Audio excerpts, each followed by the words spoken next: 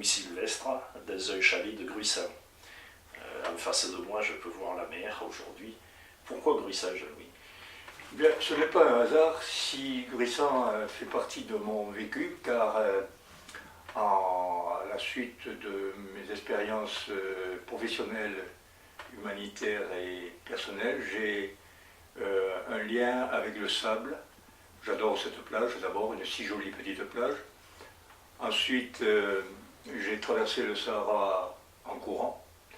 Et de plus, j'adore les dunes du côté de Bamba. D'accord. Donc le Sahara en courant, on voit que déjà tu es sportif, alors on y reviendra. Tu es fait un petit peu de ce marbre rouge de Cône-Minervois. Moi-même, Sidobre, c'est aujourd'hui le Cône-Minervois, le marbre rouge qui rencontre le granit du Sidobre. Est-ce que tu as démarré ta carrière professionnelle par l'école des douanes? Est-ce que tu peux rapidement... Oui, c'est un parcours qui a été bref car je n'étais pas forcément destiné à cette profession. J'ai un bon souvenir de La Rochelle. Il y avait de jolies filles évidemment, mais aussi il y avait une bonne ambiance. J'ai enchaîné ensuite par un service militaire en Allemagne et mon affectation des douanes s'est située sur la frontière suisse, proche de Genève. Et c'est là que toute ma carrière a commencé. D'accord, la frontière suisse, ça devait être intéressant, quoi. Oui, il y a eu beaucoup de choses qui m'ont indigné, là aussi. Je voyais passer beaucoup de gens avec des valises, et nous, on les tracassait pour une cartouche de cigarette. Alors, j'ai décidé que ce n'était pas ma vocation, j'ai préféré faire autre chose. J'ai eu l'opportunité d'avoir des relations qui m'ont introduit au Palais des Nations à Genève, où j'ai pu exercer plusieurs fonctions. J'ai commencé comme huissier, ensuite j'ai pratiqué le protocole, où j'ai rencontré de nombreux diplomates, ministres, chefs d'État. Donc là, nous parlons de l'ONU. Hein. Nous rentrons aux Nations Unies, c'était en 1971. J'ai fait une carrière de 25 ans. Et j'ai fini à superviseur à la division linguistique, qui est une division stratégique, étant donné qu'elle traduit dans les 6 langues officielles les documents officiels qui sont discutés en conférence parmi les délégués. Donc tu étais quand même sur un secteur assez sensible. Eh bien, on voyait l'ordre de marche du monde avec les différents problèmes qui se posaient à l'époque. On avait 2 blocs qui s'affrontaient. Depuis, les choses ont évolué avec la mondialisation, avec les pays émergents, mais à l'époque, effectivement, il y avait une tension permanente. Et en plus, il y avait des conflits comme ceux du Moyen-Orient ou en Afrique, encore une fois l'Afrique, qui me passionne énormément.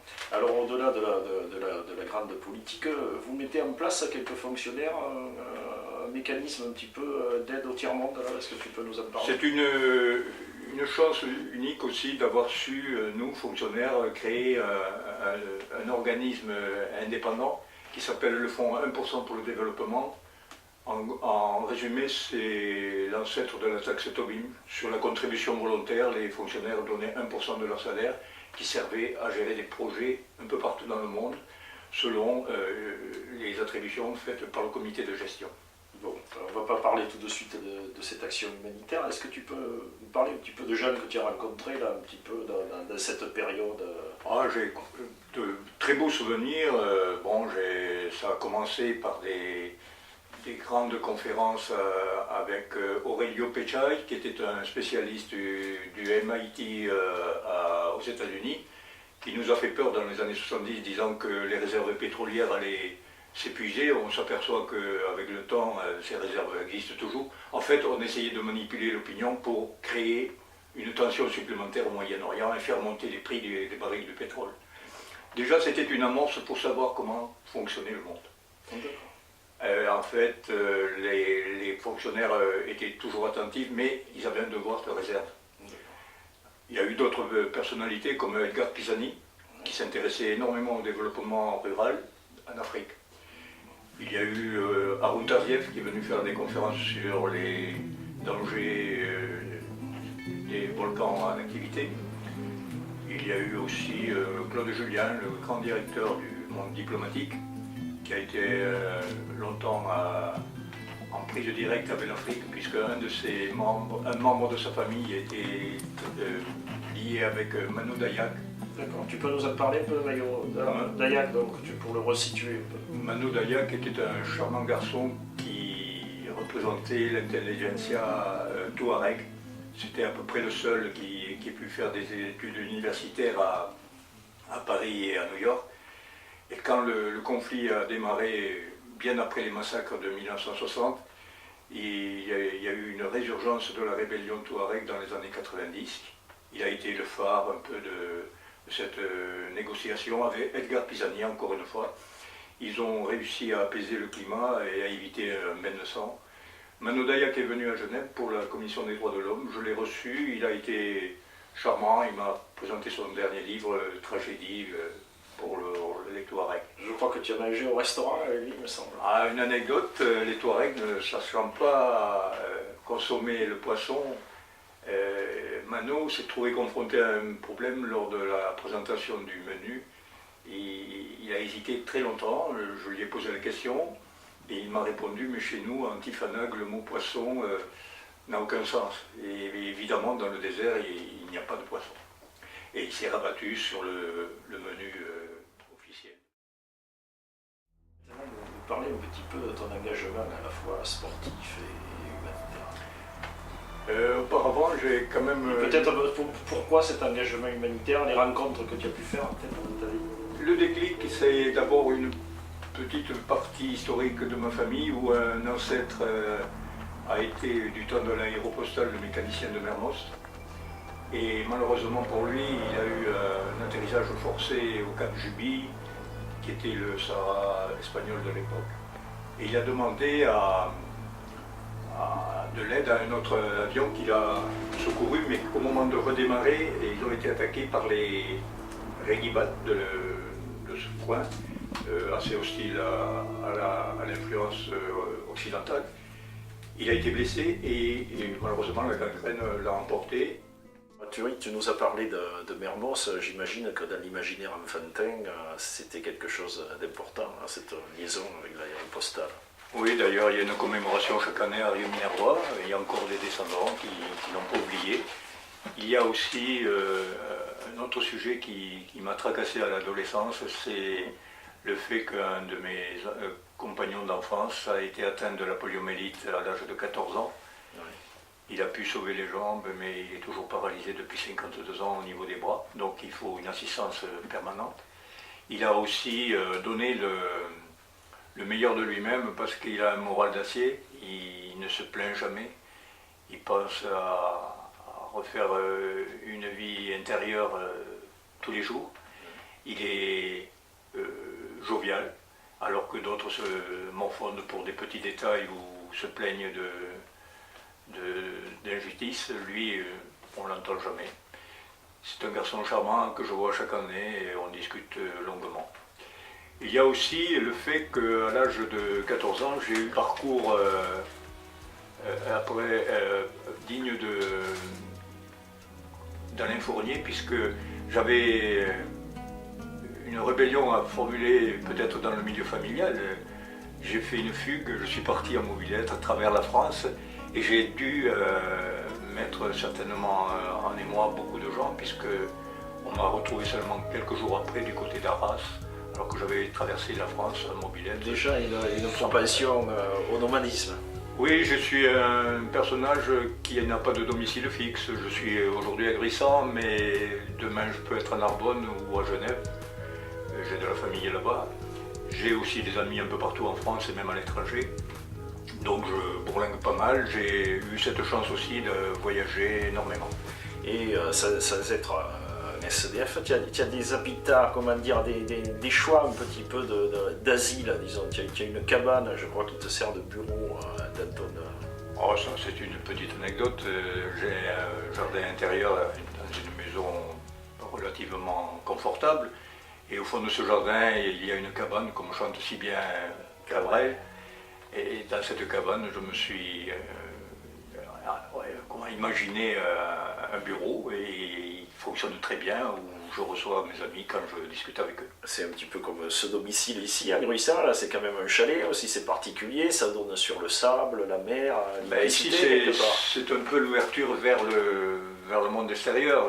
J'ai eu l'opportunité de créer l'association Les Amis de Bamba sur la plage de Gruissant en 1988.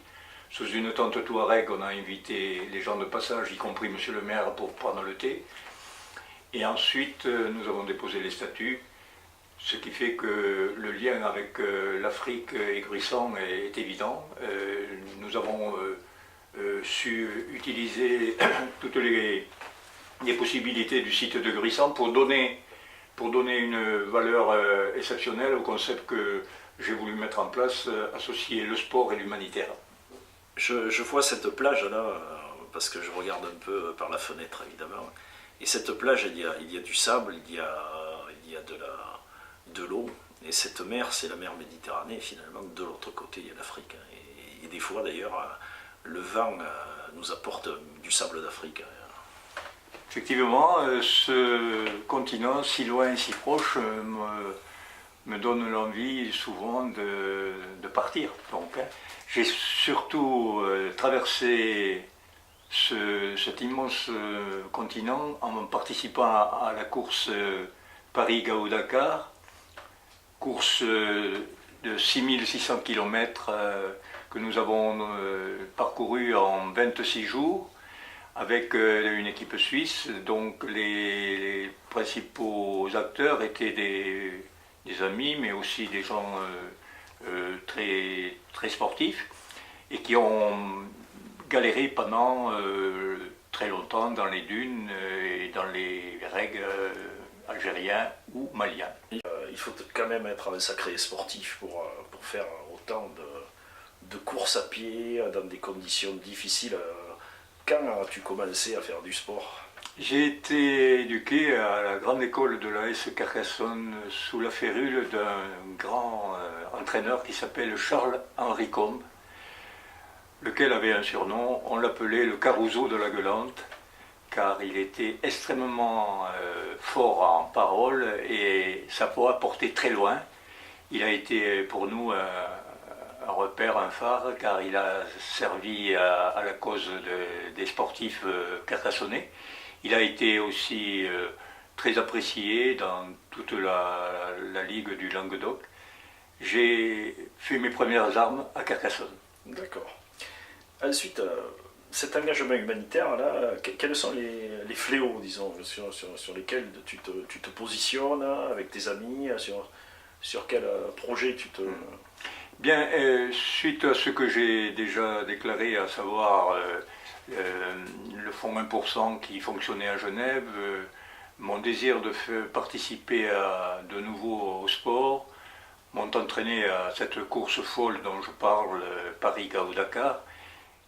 Finalement, ça sert de se faire engueuler quand on est jeune. Est-ce que c'est une question ou bien oui, c'est une morale de l'adolescence passant à l'âge adulte?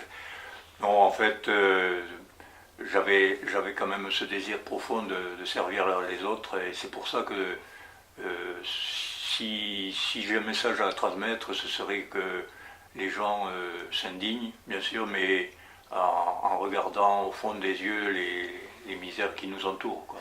D'accord. Cette course à pied, là, finalement, elle sert à quoi? Parce que, bon, on récupère des fonds. Qu'est-ce qui se passe concrètement, un petit peu? Parce que, bon, on pourrait se dire, après tout, tiens, il fait de la course à pied, parce que Dakar, hein, on l'entend aussi pour une course automobile, donc, voilà.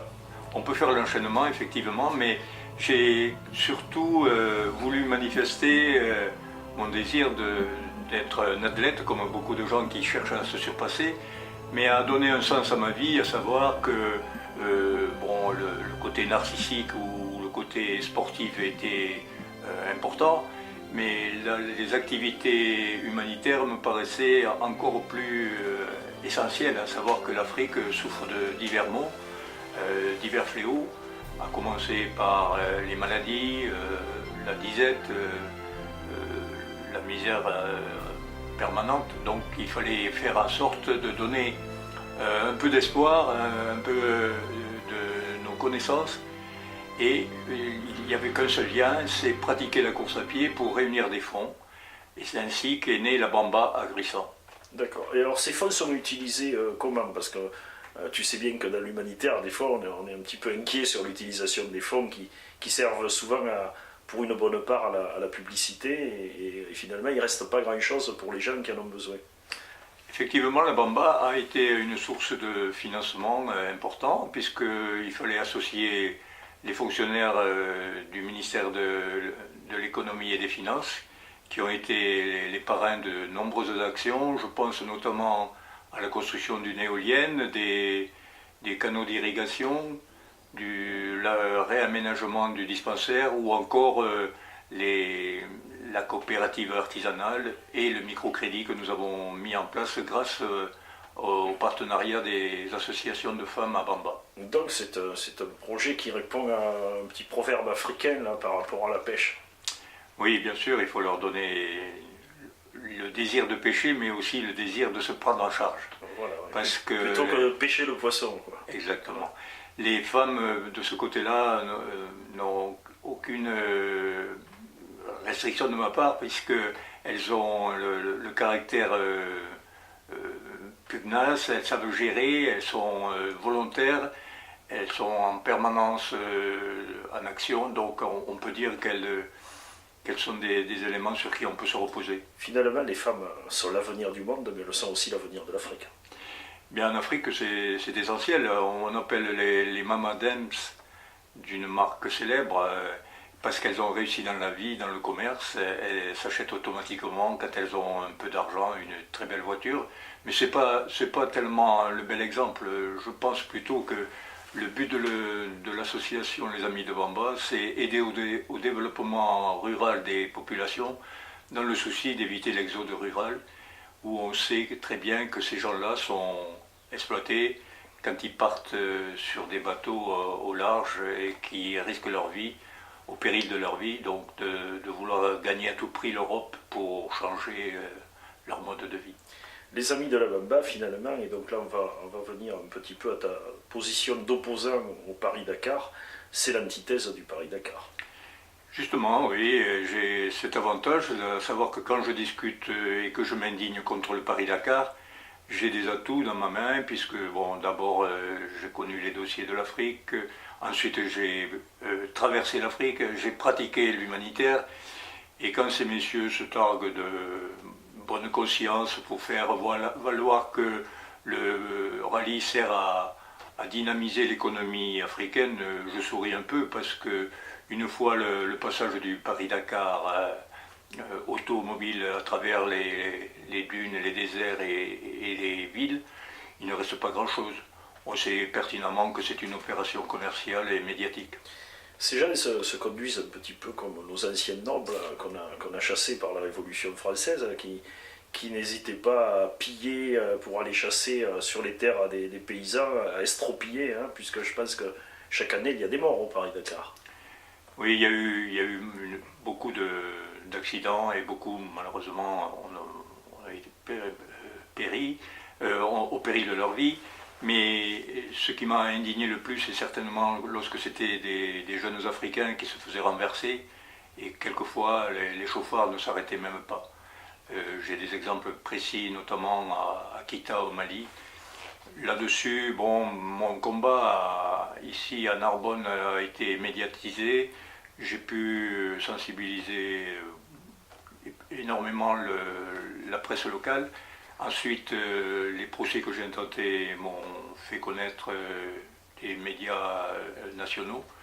Dernièrement, je viens de passer sur France Culture où j'ai eu droit à une petite interview du professeur Flonneau qui a retracé les inévitables erreurs du Dakar, à savoir le mirage de l'argent que l'on fait miroiter pour attirer les grands sponsors des marques automobiles ou de motos.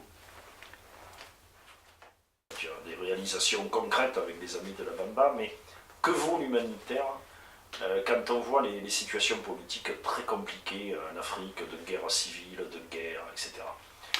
J'ai abordé ce sujet avec de nombreux responsables politiques notamment avec le président de la République du Mali, Amadou Touré. Et effectivement, ils sont très sensibles à l'apport des ONG parce qu'elle permet d'apaiser quelquefois des conflits. Je pense notamment au conflit des Touaregs dans le nord du Mali, où si les autorités locales ont tendance à brimer ces populations, les ONG servent de médiateurs ou d'intermédiaires pour apporter des solutions aux problèmes. C'est un côté positif des ONG. D'autre part, quelquefois, certaines ONG abusent de la charité business et on est tellement sensible aux catastrophes et aux désastres de certains pays que l'on donne généreusement en Occident. Mais après se passe le phénomène suivant, est-ce que l'argent est bien utilisé sur les lieux du drame? À savoir, il y a souvent des détournements de fonds, de la corruption. D'accord, donc finalement, quand même, il y a un vrai travail de fond des ONG qui se fait en dehors des catastrophes et qui permet un petit peu de régler quelques problèmes. Moi, je suis partisan de la goutte d'eau, à savoir qu'il ne s'agit pas de brasser de grandes idées et de grands budgets, il suffit d'apporter une aide conséquente à des populations qui en ont besoin et de leur signifier que ce projet ou ces projets vont servir à la communauté, mais pour autant qu'eux-mêmes soient responsables. Je pense notamment au microcrédit qui a été mis en place à Bamba avec l'association des femmes qui regroupe 3 ethnies différentes, qui sont associées dans un groupement qui s'appelle ANIA, Unité, tout un symbole. Et ces gens-là ont maintenant une connaissance suffisante de la gestion pour aider des petits projets locaux comme l'élevage, le maraîchage ou l'artisanat. Donc finalement, on aide véritablement un démarrage d'une économie capitaliste, hein, puisqu'on est là-dedans, on est dans ce circuit-là, qui peut être utile à l'ensemble des populations. Moi, je suis un peu effaré de la marche du monde actuellement avec la mondialisation et je me pose beaucoup de questions, à savoir si ces pays qui étaient déjà classés pays en voie de développement arriveront à rattraper le retard pour être des pays émergents comme certains viennent de le manifester depuis 2 ou 3 décennies, je pense à l'Inde et au Brésil, mais des pays africains, à part ceux qui ont quelques richesses dans leur sous-sol, les autres ont du mal à émerger. Donc il faut quand même relativiser le rôle de la mondialisation et mettre en place des systèmes de régulation pour éviter que le fossé ne se creuse entre pays du Nord et pays du Sud. Ces pays africains aussi sont quand même un petit peu plus petits, peut-être pas en étendue, mais en population. Est-ce que ça gêne un peu au démarrage aussi? Je ne suis pas tout à fait de cet avis-là. Il y a des pays qui sont immenses. Je pense au Soudan qui a un énorme réservoir de population et de richesse qui font la convoitise de la Chine en particulier, qui en abuse aussi dans certains coins de l'Afrique, qu'elles soient équatoriales ou maghrébines. Ils exploitent énormément les richesses locales et puis en échange ils ont des contrats de projets de bâtiments publics qui permet l'influence de pays comme les pays émergents, l'Inde, le Japon, la Chine ou le Brésil. Donc il y a un nouveau néocolonialisme qui a pris un peu la succession notamment de la France dans les pays africains. Je pense que derrière les bonnes intentions il y a aussi des arrière-pensées pour ne pas oublier que les pays ont besoin de richesses minières, financières, commerciales.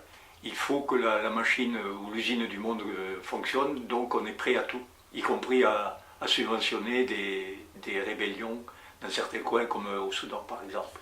Alors, quittons un petit peu l'Afrique noire pour en venir un peu à l'actualité, pour avoir un peu ton sentiment, la Tunisie, éventuellement l'Algérie et l'Égypte. Eh bien, le choc des civilisations a provoqué certainement un effet boomerang. Et des pays comme la Tunisie en particulier est un pays exemplaire au niveau de la démocratie, car déjà ils avaient bénéficié d'une rupture avec Bourguiba, mais par la suite la dictature étant revenue en place, il a fallu que ce soit le peuple qui se soulève, ce qui est un point positif. On ne sait pas encore sur quoi cela va déboucher, mais on peut faire confiance à la jeunesse actuelle qui est très ouverte à la discussion, au dialogue, et surtout au concept nouveau, à savoir la liberté, si possible aussi l'égalité et la fraternité. Il y a donc une nouvelle Afrique qui est en train d'émerger. Oui, je crois que la marche en avant a commencé en Tunisie, elle se poursuit en Égypte.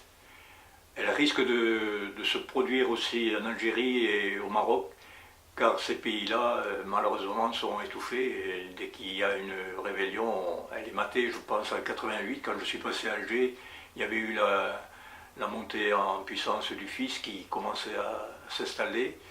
Et on a vu après ce que cela a donné et a débouché sur des massacres, y compris du côté de Tibérine. Jean-Louis, tu viens de me confier une photo où on te voit courant dans le désert auprès d'un 4x4. Et quand on retourne à la photo, on a une surprise, on voit une signature. Audrey Hepburn. Ça va être une façon peut-être de nous parler des gens que tu as pu côtoyer ou rencontrer pendant ton travail à l'ONU et dans tes activités humanitaires. Je pense que le fait d'avoir ouvert une ONG il y a 24 ans ici dans le Midi et en parallèle avec mes activités professionnelles à Genève, j'ai eu l'opportunité de rencontrer un éventail de personnalités, notamment Audrey Hepburn, qui dans le cadre de sa mission d'ambassadrice auprès de l'UNICEF, nous a parlé pendant un long moment de ses activités à travers le monde pour apporter un soutien à toutes les populations d'enfants qui sont mal nourris, mal soignés et quelquefois malmenés. Donc les activités que nous avons menées ont été encouragées par les ténors des grandes organisations internationales, notamment l'UNICEF. J'ai eu aussi une chance dans mes rencontres de bénéficier du soutien d'hommes exceptionnels. Je pense à Michel Joubert qui a été un grand fonctionnaire de l'État français, mais aussi un grand homme politique qui a eu la modestie et le courage d'affirmer ses positions non conformes au politiquement correct. Donc il était ailleurs, il se situait toujours à l'opposé des thèses qui étaient défendues dans les médias. Il a été aussi un apport essentiel dans mes démêlés juridiques, car il avait aussi comme vocation d'être avocat. Il a eu aussi un rôle à jouer dans les phases de négociation internationale, et notamment la refonte du système monétaire international au BIT. Alors Stéphane Hessel, c'est quand même quelqu'un qui a été un grand résistant, qui en ce moment fait passer une plaquette qui s'appelle Indignez-vous, qu'il adresse aux jeunes générations pour se mobiliser contre justement les différents fléaux modernes. Et n'y a-t-il pas là une place pour l'humanitaire ? Il y a une place pour l'humanitaire dans toutes les actions qui sont revendiquées par ceux qui s'indignent de voir qu'autant d'argent est gaspillé et autant d'argent pourrait servir à des causes utiles. Stéphane Hessel est un grand homme de 93 ans qui résiste encore, et c'est un message très fort qu'il adresse à la jeunesse pour leur dire « Prenez-vous en charge, réveillez-vous et faites valoir vos droits ». Parce que bien souvent, les gens ignorent la procédure ou ne savent pas à qui s'adresser. Donc c'est à eux à se réveiller et à vouloir changer ou renverser l'ordre des choses. Stéphane Hessel aussi, pour ceux qui ne le connaissent pas, c'est un des rédacteurs de la Déclaration universelle des droits de l'homme, avec René Cassin. Au sorti de la guerre, à la libération, la jeune vague de hauts fonctionnaires a été appelé à rédiger d'abord une nouvelle constitution, et les organisations internationales ont fait appel aussi à de talentueux philosophes ou rédacteurs de conventions internationales, notamment René Cassin, lequel lui-même a travaillé en collaboration avec Stéphane Hessel, qui a été un apport considérable dans la rédaction de ce qu'on appelle la Déclaration universelle des droits de l'homme. René Cassin, tu avais une anecdote ? René Cassin a eu une vie assez chaotique. Il avait perdu sa femme et quelque temps plus tard, il s'est remarié avec une Française, bien sûr.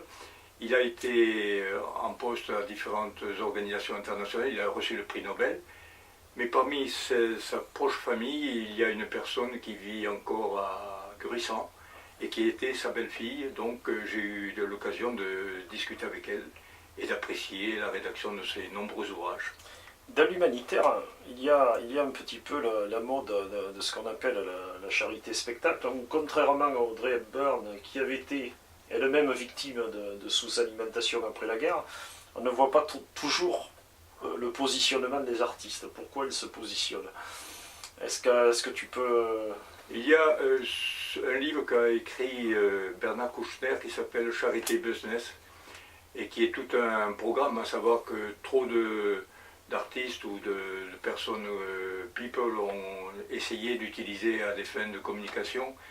Il est beaucoup plus utile à mon avis d'utiliser la technique de la goutte d'eau qui apporte un peu mais beaucoup pour les populations locales.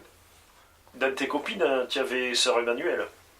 Oui, j'ai eu le privilège de côtoyer Sœur Emmanuelle au cours des forums des ONG nationales et internationales à Agen. Elle a été d'un concours précieux puisqu'elle a porté son savoir-faire, mais en même temps, elle a distribué des prix, notamment un pour les Amis de Bamba qui a servi à l'installation d'une hydropompe dans le village. Ces hydropompes, ce sont des éoliennes à l'ancienne, comme il y avait dans beaucoup de domaines du Languedoc-Roussillon, et qu'on essaye parfois de défendre, mais avec beaucoup de mal, ces éoliennes-là. Les moulins à vent qui existaient dans le Midi se sont transformés. Maintenant, ce sont des échafaudages en matériaux nobles comme le fer et l'alu. Mais en Afrique, eux aussi, ne connaissant pas la technique de l'éolienne, quand nous sommes arrivés, on a été surpris de voir la réaction plutôt négative. Et on a dû procéder à une campagne d'information et de sensibilisation, comme on dit en Afrique, pour leur faire comprendre que c'était un élément naturel qui allait activer l'éolienne et leur permettre d'avoir une eau potable à volonté. Puisque en fait, la force du vent fait monter l'eau qui est stockée dans un réservoir et on peut après la restituer pour arroser les cultures. Il y a eu un projet qui a été financé en partie par l'association Les Amis de Bamba, mais aussi par des fondations qui m'ont aidé, notamment la fondation Lord Michelam of Elingui à Genève et la fondation Daniel Mitterrand, qui ont apporté leur contribution pour réaliser un stockage de l'eau dans un réservoir qui est géré par la population locale. Tu as un certain regard sur la vie, mais dirais-tu que ce regard est inquiet, confiant, enthousiaste? Les défis de l'an 2011 et ceux qui nous attendent sont impénétrables évidemment, mais c'est pour ça qu'il faut être extrêmement prudent sur le devenir du monde. Il faut être attentif à tout ce qui se passe autour de nous. C'est un peu le reflet aussi de toutes nos erreurs qu'il faut éviter. J'ai tenté modestement à l'échelle humaine d'apporter quelques solutions à des gens qui en ont extrêmement besoin du côté de Bamba.